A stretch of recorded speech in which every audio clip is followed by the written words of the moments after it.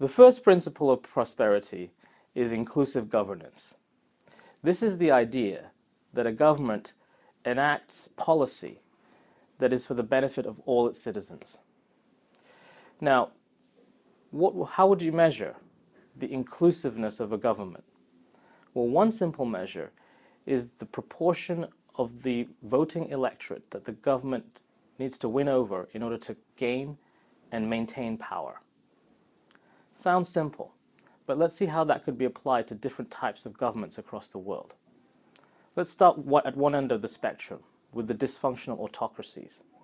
Now, these are governments where dictators come to power by gaining the support of a few important coalition members, the military, important oligarchs, potentially several important families, political groups, or religious groups in the country.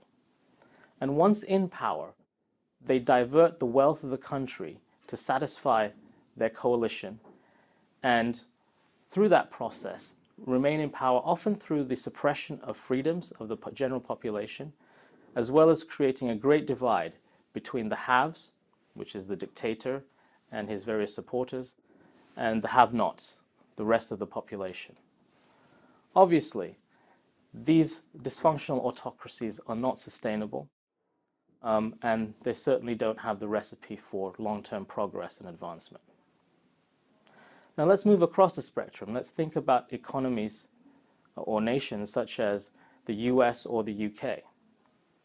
Now these are vaunted bastions of democracy, right?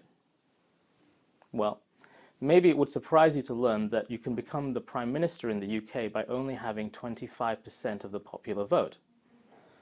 That's half the votes in half the parliamentary seats required to win the election. That's 25%. In the US, it's actually slightly less. In order to become president, you need slightly less than 25% of the vote because the smaller states have disproportionate representation in the electoral college. Now, these nations arguably have some of the most sophisticated economies, are some of the richest countries in the world, are centers of innovation and creativity, have some of the best universities and public services from the world over. But are their democracies as resilient and as functional as we think they are? Well, these two countries specifically probably have had the greatest growth in inequality in the developed world over the last 30 or 40 years.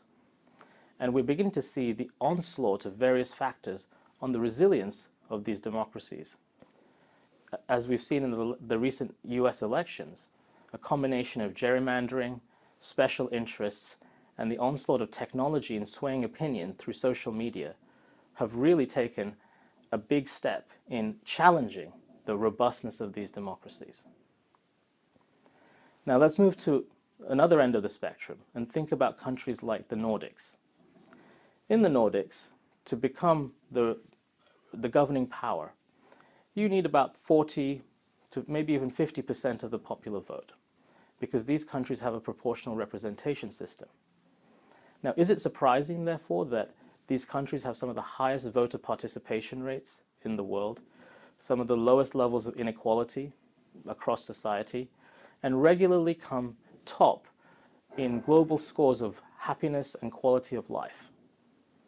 Perhaps it's not so surprising, and perhaps this is an area that requires further investigation and further thinking as to how to increase the inclusiveness and fairness of our governing frameworks.